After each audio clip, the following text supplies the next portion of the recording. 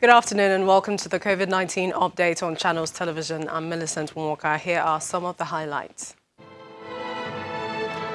After over 5 months of lockdown, Bayelsa State Governor Senator Doye Ediri formally lifted ban on worship centres midweek services with strict compliance to safety protocols.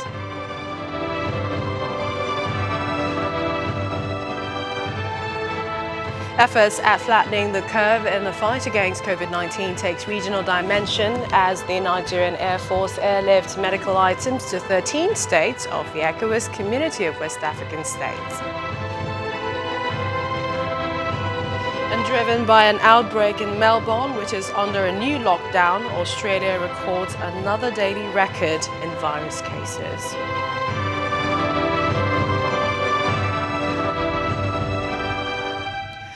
(1,601) persons were tested for the coronavirus across the country in 24 hours, putting the total tests done nationwide at 289,133. 14 COVID-19 patients have succumbed to the deadly virus hours across the country, with the death toll now at 910. This comes as the country continues to record relatively low infections of the virus, with the Nigeria Center for Disease Control announcing 304 new cases last night, same figure recorded on Monday, apart from 288 cases yesterday, the lowest since June. Now, the latest cases were recorded in 18 states and the Federal Capital Territory, which had 90 of the new infections, followed by Lagos with 59 cases. 39 was recorded in Ondo State, 18 in Taraba, 17 in Rivers State, 15 in Borno, 12 in Adamawa, 11 in Oyo, 9 in Delta States. They recorded 6, Bauchi, Kwara, Ogun and Osun 4 each. Bayelsa Plateau and Niger recorded 3 cases each, while 2 were recorded in Nasarawa and 1 in Kano. With the latest figure, the total confirmed COVID-19 cases in the country now stand at 44,433. So far, 31,851 patients have been discharged. In the meantime, the Nigerian Air Force NAF says it is airlifting medical materials and other consumables procured by the West African Health Organization, WAHO, for distribution to 14 member nations of the Economic Community of West African States, ECOWAS, including Nigeria, to curtail the spread of the pandemic. The Air Force explains that this is in keeping with Nigeria's promise to provide logistics support to ensure the items are distributed to all countries in the sub-region, adding that the materials will be airlifted in 3 phases. The items include laboratory diagnostic kits, personal protective equipment, PPEs, intensive care equipment, and miscellaneous medical accessories, such as coveralls, masks, the face shields, reagents, ventilators, oxygen concentrators, among others. The Minister of State for Health was at the Nnamdi Azikiwe International Airport, Abuja, to witness the airlift. Now, schools in Yobe State are gearing up for the reopening of schools for exit classes. As some private schools reopened, other government schools are waiting for the directives of the state's Ministry of Education. Our correspondent visited some of the schools, which reveals that academic activities have already commenced in some schools and the safety protocols all appear in place. Literature is very, very important. We are happy the federal government at last opened the school, and as you can see, all the measures we are putting in place because of the happiness, so that we put the school in order for the children. And if you enter class now, you will see that the children have even started receiving lessons. We came as a teachers here in the school, but we're waiting for the state government to give us permission to open fully. So which they promised to bring a letter to us any moment from now. In the meantime, schools in the Federal Capital Territory reopened for exit classes. The schools were decontaminated before the reopening, while students were subjected to COVID-19 protocols, including wearing of the face mask. During a tour of some of the schools, the Minister of State for Education, Mr. Emeka Nwajuba, explains that arrangements have been put in place for the students to adhere to safety measures. Students in the nation's capital are back in school 4 months after the COVID-19 pandemic forced them to stay at home. On resumption, the students were subjected to health checks in line with COVID-19 protocols. Those in boarding schools are also subjected to COVID-19 protocols. But some parents have their concerns. I have a little challenge with this hand washing. This one you put your hand to open, and I think there is another one you can put your leg or the cubicle. Since it's a federal school, we expect maybe federal government can put that for those coming ones. I think it will be better because I don't know how they will manage this in 1 or 2 weeks. I don't know. A school like FGGC Buhari, I am not too sure. But we are relying on the supervisory bodies and God himself to keep these children safe. If they are closely supervised, let's say once in a while, those who are supposed to supervise to enforce these measures come in here and check, I think they will be on their toes to do the right thing. The schools have been rearranged to accommodate the guidelines for school resumption in the dormitories and classrooms. Everybody has properly distanced the classes, properly distanced in fact, you can see how big this school is, and you're just bringing only 100 students. They are already missing in the crowd. There's no crowd here. The facilities are too big for the number, but we're working with the numbers. Hostel rooms that are meant for 18 are taking only between 4 and 6 now, which is very good. And they've been able to spread them out well. The classrooms too have been well spaced. So in terms of the COVID-19 protocols, we are very satisfied with what we've seen here. And we believe that other schools should also do exactly the same. The federal government is hoping to assess the level of compliance by the exit classes before deciding on when the other students can resume. Now, following what he describes as satisfactory preparations for the reopening of schools in River State, the Governor, Nyesom Wike, has approved the reopening of schools across the state to allow candidates in exit classes revise with their teachers and write their exit examinations, which begins this month. In line with that, the Commissioner for Education in the state, Professor Kaniye Ebeku, has directed all affected teachers and candidates in both public and private schools to resume studies from today. Ms. Ebeku also directed that all responsible officers should ensure the observance of all COVID-19 protocols in their respective schools. The vulnerable group in Enugu State are beneficiaries of the efforts of the private sector-led coalition against COVID-19 CACOVID towards cushioning the effect of coronavirus in the state. The Enugu State Governor, while taking delivery of food items from the coalition meant for 37,000 households, explained that a committee has been set up to supervise the onward distribution of the items to vulnerable groups across the state. Our administration has consistently engaged in distribution of various forms of palliatives, including food items to vulnerable people, groups and communities since the past 6 months to cushion the hardship occasioned by the COVID-19 pandemic. The CACOVID Food Palliative Initiative certainly dovetails with our continuing support for our people. We appreciate persons and organizations who have supported our state in this intervention. Our gratitude to CACOVID remains most profound for their responsibility and fidelity in the face of COVID-19 pandemic.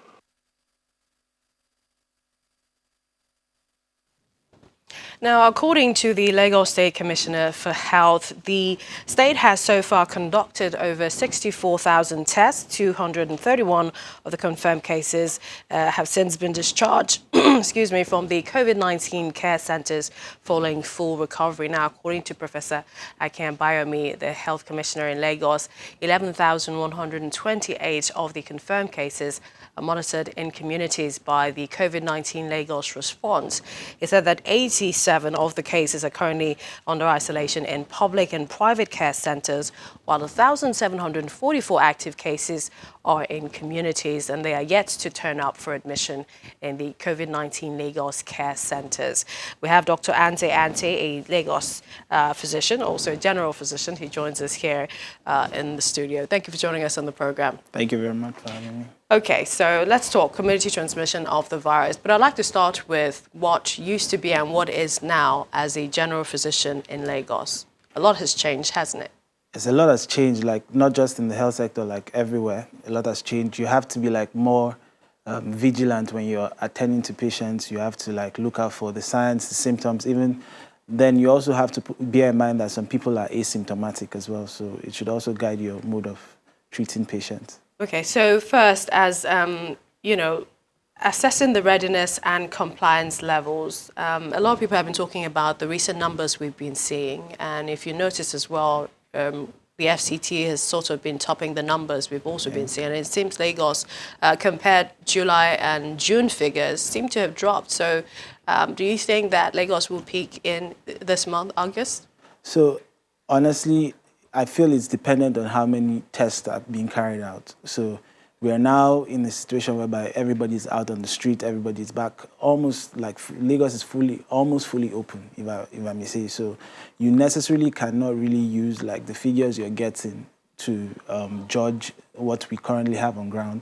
And people don't really believe that the virus is there. So a lot of people don't even bother getting tested. And I believe people are just going back. But when it comes to the peaking, I can't really say if it's going to like go back. But we've seen in other cities, like other places outside Nigeria, where their curve goes down and then at another point it now has like a second wave. People wonder, yes. So I'm really hoping that that doesn't happen here because like people are tired already and our compliance level is really low. So that would also affect. So we've also had eateries and restaurants that may open, of course, with certain restrictions in place. A lot of people have been talking about the reopening of worship centers this weekend. Many people looking forward to that. But some have also said that doesn't that increase the public gathering capacity? Then I feel the people that are saying doesn't it increase should actually go out on the streets. You see at bus stations, even the so-called 60% capacity for vehicles are not being maintained. So I feel if every other sector is open, I don't see the reason why religious centers should be closed. That's because markets are open. Everywhere is open. So I don't see a reason why they should be left out. So let's talk about the use of the fabric face mask. Now, the World Health Organization said it should be at least 3 layers in between. What do you think? Because we have many that a lot of people are using. People just sew anything and put it out. But one I saw, which has like a filter in between, just trying to like limit the rate at which, for instance, if you use the normal cloth mask, like just a layer of material, it's easier for like the virus to maybe just pass through one of the, because it's fenestrated a little bit, but even if it's closed. So it's easier for you to still breathe it in. But if you're using something that has 3 layers, then you have like multiple layers of protection as regards just having a single layer of protection. So far we have exit students coming back to school. A lot of people are excited about that. And, you know, the word is caution, caution. What's your advice? My advice is, first of all, I feel this period should have actually made us adapt, like technology-wise. If you look, a lot of things have gone into the virtual space. So I feel education should have gotten there. But, you know, we have like some challenges in our own system. So people can't actually write exams at home. They can't actually do, so we still need to have that physical presence. Apart from private institutions, I know some private universities, even like secondary schools, they do their exams and online. But we know that our government facilities, they don't have that. But I feel this should have been a wake-up call. But I mean, it's past and they need to actually move forward because staying in a level for that long could actually have some psychological like impact at the end. All right, we appreciate your time. Thank you so much, General Physician Dr. Ante. Thank you for joining us. We have more on the COVID-19 update when we return. Please stay with us.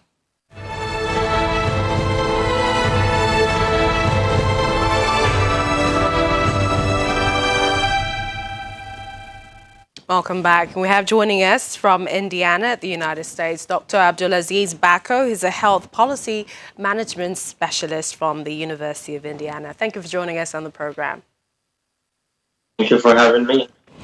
All right, so we understand that some schools in the U.S. have recorded new cases of COVID-19. This was shortly after they resumed activities after weeks of lockdown. In fact, we understand that a student of one of such schools at Indiana tested positive, and this was barely a few hours after classes resumed. What's the situation? Yeah, sadly, yes.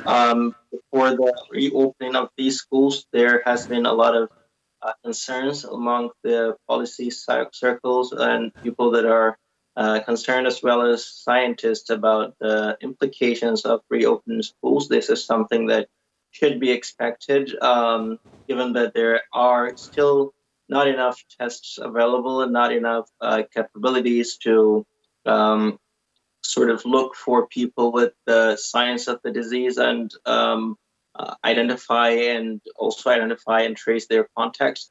So this is something that has been expected, and we can only hope that it doesn't get worse. Now, we're also seeing that Nigeria is reopening, especially for exiting students. Do you have fears as well? And this is when you also look at the last couple of days and the virus curve. Yeah, I mean, I am really, really concerned about the reopening of schools. In Nigeria, adults are not concerned about the disease so much. I think the sentiment is much more around people are thinking that the disease has gone away, or that's the general mentality of a lot of people. And if adults are not so concerned and are not complying with the protocols and some of the advices on how to protect oneself from the disease, you can imagine what will happen to kids if they are allowed to come back to the school. And by the way, kids are mostly chief, or the main people that transmit diseases to adults, especially from school. So reopening schools will be a subject of concern to anyone who understands respiratory tract infections. Do you think that the world is learning anything, and this is also in terms of healthcare systems and building up the capacity for perhaps even future pandemics? I think a lot of countries have learned a lot from this disease, from strengthening the healthcare systems, to understanding the public health protocols, as well as epidemic curves.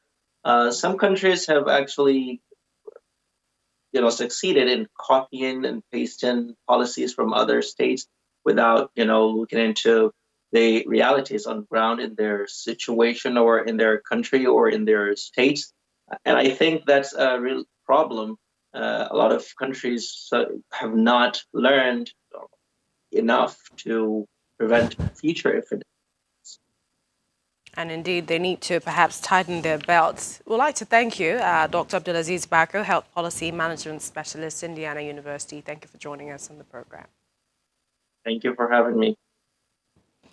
Now, the Bayelsa State government is gradually easing most of the bans placed on regular activities in the state. At the moment, the government has given a nod for religious gathering within the week, as it had earlier placed a ban on midweek assembly for religious purposes in the state. Here's more with our correspondent, Dobra Timirud. There's cheering news for religious leaders and residents of Bayelsa State, as the state governor has just lifted the ban on midweek services in the state. You recall that one of the measures put in place by the Bayelsa State government to curb the spread of the coronavirus in the state was a ban placed on midweek services. Now, with the ban lifted, religious leaders and residents of the state says they can now get closer to God. They must have sat down and reason together and come into conclusion, see reason why they should ban weekly activities. And I commend their efforts. I think the decision to lift the ban is a very welcoming development, and it calls for joy. in the sense that for the past couple of months now, the church has not been in a kind of full section of worship. Really very happy and excited that this moment came. If the governor have chosen to come with this kind of decision, it means that God is actually involved, which means a very good one. And I can also say great kudos to him, and we appreciate him for that. Bayelsa State recorded 5 new cases for the coronavirus. At the moment, there are 339 confirmed cases for COVID-19 in Bayelsa State, 34 active cases, and 284 persons have already been discharged. The state has recorded 21 deaths. From Yenagua, Dobra Timiwood for COVID-19 updates. From the global scene, Australia has reported another record rise in coronavirus cases days after it tightened its lockdown measures to curb the disease. A further 725 infections and 15 deaths, including that of a man in his 30s, were confirmed in the Victoria state today, Australia's worst day yet.